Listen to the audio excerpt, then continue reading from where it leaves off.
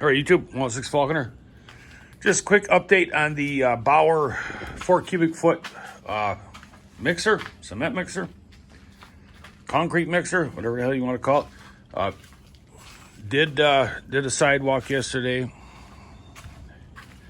That was about 81 square feet. It took 59 60-pound bags. And this will, you can do 3 bags at a time. What we did yesterday was we put a bag in, a little bit of water, turn it on for a second, shut it down, put another bag, more water, shut it down, or let it spin, shut it down, and put a third bag in. So we did 3 bags several times, and then we were doing 2 bags near the end of the day because it got freaking hot yesterday. Hottest day of the year here so far. It was 95 degrees, sun just beating down, humidity about 8,000%, no wind. Yeah, it was.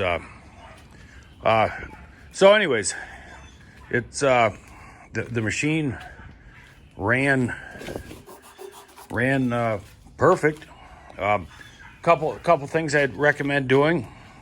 What we're doing is mixing and then pouring it right into the forms.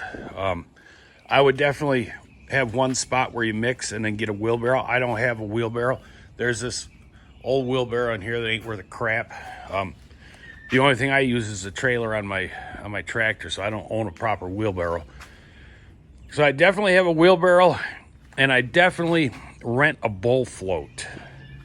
I did not have a bowl float for this, so I was on my knees with my freaking little magnesium trowel, floating the whole damn thing. But whatever. So $379. Like I say, the 5 cubic foot Ryobi and the 5 cubic foot Yard Max are. The Yard Max is cheaper and Ryobi's right about the same price. So, you be the judge, but it mixed up. We never had any dry in here. So, it does a real good job mixing. But like I say, one dedicated mixing station with a wheelbarrow and a freaking bowl float. All right. Oh, shit, no. That's not it. I have a time lapse of me doing the sidewalk. Unfortunately, for some reason, my phone stopped recording right at the very last of the pour. So, but whatever. Still interesting. All right, now, see ya, bitches.